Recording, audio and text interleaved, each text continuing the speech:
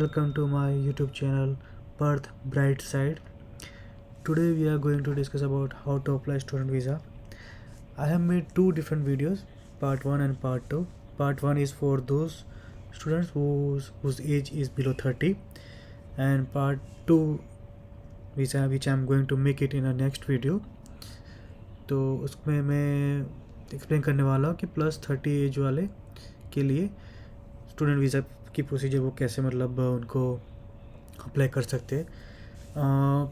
दो पार्ट मैंने इसलिए बनाया क्योंकि बहुत सारे एजेंट्स बोलते हैं कि हाँ आपकी एज 32 या 34 से प्लस ज़्यादा है तो उसके बाद फिर आप स्टूडेंट वीज़ा के लिए अप्लाई नहीं कर सकते हो, विच इज़ टोटली रॉन्ग। क्योंकि ऑस्ट्रेलियन गवर्नमेंट खुद बोलते हैं कि आप वीज़ा के लिए अप्लाई कर सकते हो।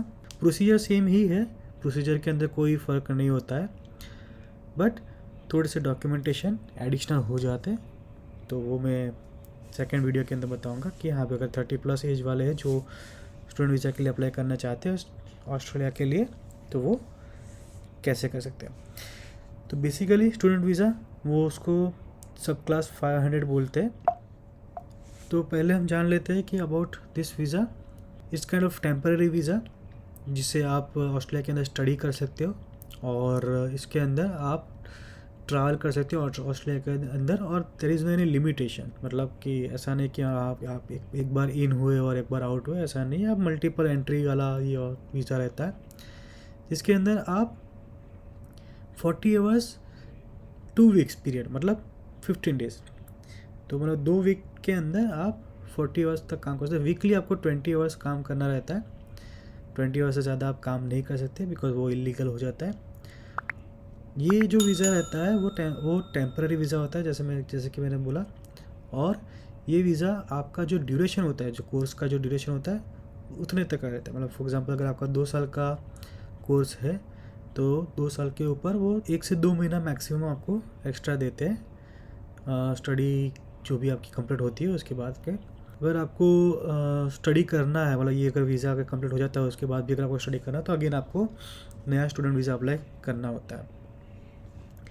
इसमें आप अपनी फैमिली को भी इंक्लूड कर सकते हो, जैसे कि आपकी वाइफ हुए, आपका बच्चा हुआ तो उनको भी आप ऐड कर सकते हो। बट इनको आपको डिक्लेयर करना पड़ता है। जब भी आप वीज़ा के लिए अप्लाई करते हो तब आपको डिक्लेयर करना पड़ता है कि हाँ भाई मैं मैरिड हूँ कि अनमैरिड हूँ, मेरे बच्चे हैं, कितने बच्चे हैं। तो सारे फैमिली मेम्बर्स और जितने भी लोग हैं सबको आपको मेंशन करना होता है व्हाइल अप्लाइंग फॉर वीज़ा। तो क्या है कि आगे जाके अगर आपको कुछ उनको बुलाना है तो आप इजीली बुला सको। उसकी कॉस्ट रहेगी $620 जो आपको पे कर देना होता है जब भी आप वीज़ा के लिए अप्लाई करते हो। अगर आप अपने पार्टनर को भी या फिर अपने चाइल्ड को भी ऐड करते हो तो उनके एक्स्ट्रा ऐड होता है। बट मेन एप्लीकेंट अगर सिंगल वीज़ा है तो आपको $620 उसका होता है। जो वीज़ा के जो फ़ीस है तो वो रिफंडेबल नहीं होती, मतलब एक बार आपने पे कर दिया तो मतलब ख़त्म, ठीक है। अगर आप जब पे करते हो वीज़ा सबमिट करते हो उसके बाद फिर अगर वो लोग बोलते हैं कि अगर आपको मतलब पुलिस क्लियरेंस करना है या फिर हेल्थ चेकअप करना है कि नहीं करना है तो वो आपको वीज़ा सबमिट जब करते हो तभी आपको वो बोल देते हैं, ठीक है। इसमें हम देखेंगे कि भी कौन कौन एलिजिबल है पहले तो, ठीक है। तो एलिजिबिलिटी में मतलब कि बहुत सारे लोग जो है मतलब ट्राई करते हैं कि भी ऑस्ट्रेलिया के अंदर माइग्रेट हो जाए और फिर मतलब लाइक वो इजी वे उनको लगता है कि हाँ कि मतलब स्टूडेंट वीज़ा इजी है। लेकिन उसके अंदर अलग अलग थोड़े से हमें क्या करना पड़ता है कि ध्यान रखना पड़ता है कि अप्लाई कैसे करना। तो उसमें पहले तो एज आ जाती है। तो एज के लिए मतलब गवर्नमेंट ने बोला कि अगर आप 17 की अगर आपकी एज हो जाए तब तक आपका 9th स्टैंडर्ड कंप्लीट हो जाना चाहिए। मतलब अगर आपने एक दो बार अगर फेल भी हो गए हो बट स्टिल 17 तक आपको 9th क्लियर हो जाना चाहिए। मतलब मैक्सिमम अगर 20 की एज हो तब तक आपको 12th पास हो जाना चाहिए। उसके बाद फिर आपको इंग्लिश रिक्वायरमेंट देनी होती है, इंग्लिश एग्ज़ाम देनी होती है। एलिजिबिलिटी में इंग्लिश एग्ज़ाम आप आइल्स दे सकते हो या फिर PTE दे सकते हो। PTE बहुत ईजी है, मैंने भी PTE एग्ज़ाम दी थी। तो मिनिमम 6 बैंड्स चाहिए होते हैं, 6 बैंड्स आ भी जाते हैं, इट्स वेरी इजी। और फ़ंड दिखाना होता है, कितना फ़ंड आएगा वो मैं आपको बताऊंगा आगे। बट अभी उसका अभी हम स्टेप बाय स्टेप प्रोसीजर देखते हैं, कैसे स्टेप बाय स्टेप इसको कैसे हम अप्लाई कर सकते हैं। हमारे पास पासपोर्ट होना चाहिए कि भाई ट्रैवल करने के लिए पासपोर्ट मैंडेटरी है, और एक अच्छा एजेंट हमें ढूंढना है। मैंने भी एक एजेंट के थ्रू ही अप्लाई किया था। अगर आपको इन्फॉर्मेशन चाहिए तो मैं वो डिस्क्रिप्शन के अंदर डाल दूँगा, तो आप वहाँ से उनको कांटेक्ट कर सकते हैं। बहुत ही अच्छे एजेंट है, इंडिया के अंदर ही है, and he is very nice, very good in his job. बहुत ही अच्छे से उन्होंने मतलब डॉक्यूमेंटेशन करते हैं, बहुत ही अच्छे तरीके से अप्लाई करते हैं। उसके बाद है हमें सारे के सारे डॉक्यूमेंट्स कलेक्ट करना है। अभी सारे के सारे डॉक्यूमेंट्स में क्या क्या आएगा, एक तो आइडेंटिटी डॉक्यूमेंट आएगा। आइडेंटिटी हमारे इंडिया के अंदर आधार कार्ड रहता है, हमारा पासपोर्ट चाहिए, ठीक है। दूसरी countries like Pakistan, India, Pakistan, Nepal, ठीक है, बाकी अलग अलग कंट्रीज़ जो है, बांग्लादेश, सब कंट्रीज़ के अंदर उनका जो आईडी कार्ड होता है वो उनको रखना है, और पासपोर्ट रखना है। अगर कोई आउट ऑफ इंडिया है लाइक दुबई, कुवैत, अलग अलग गल्फ़ कंट्री, तो वहाँ पे उनको पासपोर्ट भी मिलता है, उनका इंडियन सिटीजनशिप का आधार कार्ड भी होता है, और वहाँ पे गल्फ़ कंट्रीज़ के अंदर जो काम करते हैं तो वहाँ पे उनका वर्क आईडी भी होता है। अभी ये सब डॉक्यूमेंट्स के बाद आपको अलग अलग यूनिवर्सिटीज़ को अप्लाई करना है। अभी जो आपका एजेंट होगा, तो आपका एजेंट क्या है कि मिनिमम 3 से 4 अलग अलग यूनिवर्सिटीज़ को अप्लाई करेगा, according to your education, according to your like experience, according to your interest, ठीक है। उसके हिसाब से आपके लिए कोर्स चूज़ करेगा। आप उनको बोल सकते हैं कि हाँ भाई मुझे ये कोर्स के अंदर इंटरेस्ट है। ऐसा जनरली जो आप पढ़े हो या फिर जिसके अंदर आपका एक्सपीरियंस है उसके हिसाब से ही कोर्स चूज़ करो। मैंडेटरी नहीं है, एडवाइजेबल है, बिकॉज कि आपका थोड़ा सा प्रोसीजर ईजी हो जाए, सामने वाले जो वीज़ा ऑफिसर है उनको भी पता चले कि हाँ यही पढ़ा है और यही उन्होंने एक्सपीरियंस लिया, तो उसके आगे उनको करना, तो वो ईज़िली अंडरस्टैंडेबल हो जाता है वीज़ा ऑफिसर के लिए भी। लेकिन अगर आप आईटी पढ़े हो, आईटी के अंदर आपने मतलब बैचलर्स किया, उसके बाद फिर आप कोई और फैशन डिज़ाइनिंग करने जाओगे, तो मतलब सामने जो वीज़ा ऑफिसर होता है उनको भी लगता है कि अरे भाई कंप्यूटर वाला बंदा फैशन डिज़ाइनिंग के अंदर कहाँ से चल गया, ऐसा क्या हो गया भाई। तो आपका जो एजेंट होगा वो क्या होगा कि अलग अलग यूनिवर्सिटीज़ को अप्लाई करेगा, अलग अलग यूनिवर्सिटीज़ को पहले तो कोर्स दिखाएगा कि देखो ये 3-4 कोर्सेस है अलग अलग यूनिवर्सिटी के अंदर, ये स्टेट के अंदर ये यूनिवर्सिटी, वो आपको बताएगा भी ये कोर्स के अंदर इतना फ़ीस है, ये वो है। अभी यूनिवर्सिटी में जब हम मतलब लाइक जब एजेंट आपको मतलब अप्लाई करने के लिए बोलेगा, मतलब अप्लाई करेगा, तब वो स्टेटमेंट ऑफ पर्पस बनाएगा जिसको हम SOP बोलते हैं, ठीक है। बहुत ही बड़ा सब्जेक्ट है, इसके लिए मैं एक अलग से वीडियो भी बनाऊंगा कि भाई क्या है SOP, कैसे क्या है COE, confirmation of enrolment. But मैं एक सिंपल वर्ड्स में बताऊंगा कि स्टेटमेंट ऑफ पर्पस मतलब एक डॉक्यूमेंट होता है जिसके अंदर आपको एक्सप्लेन करना होता है कि मुझे ये कोर्स क्यों पढ़ना है और मुझे आपकी कंट्री के अंदर क्यों पढ़ना है, ठीक है। कभी कभी यूनिवर्सिटी जो होती है वो मांगती है कि भाई हाँ भी हमको स्टेटमेंट ऑफ पर्पस आप सबमिट करो। कभी कभी यूनिवर्सिटी नहीं मांगती है, वो डायरेक्टली आपको मतलब ऑफर लेटर दे देती है, और फिर आपको उसके हिसाब से फिर फीस पे करना है, और फीस पे करने के बाद फिर आपको कंफर्मेशन ऑफ एनरोलमेंट मिल जाता है, COE आपको फीस पे करने के बाद ही मिलता है। अभी उसके बाद फिर आपको क्या करना है कि एविडेंस आपको इकट्ठा करने भी, आपके पास पैसे कि नहीं, इनफ पैसे है कि नहीं है। तो इनफ मनी जो होगा वो जनरली हमें क्या करना है कि मतलब हमें 1 साल का दिखाना है। जो भी यूनिवर्सिटी का खर्च मतलब जो स्टडी का खर्चा होगा तो वो हम देख पाएंगे, 1 साल का वहाँ पे रहने का खर्चा हम दे पाएंगे, और जो ट्रैवलिंग फ़ीस होगी मतलब आने जाने की जो फ़्लाइट्स की जो फ़्लाइट की फ़ीस होगी वो हम दे पाएंगे। तो ये टोटल मिला के हमें उनको दिखाना होता है। कोई यूनिवर्सिटी पहले ही मांग लेती है वीज़ा अप्लाई करने से पहले, कोई यूनिवर्सिटी है जो मतलब नहीं मांगती है, डिपेंड ऑन यूनिवर्सिटी कैसा है।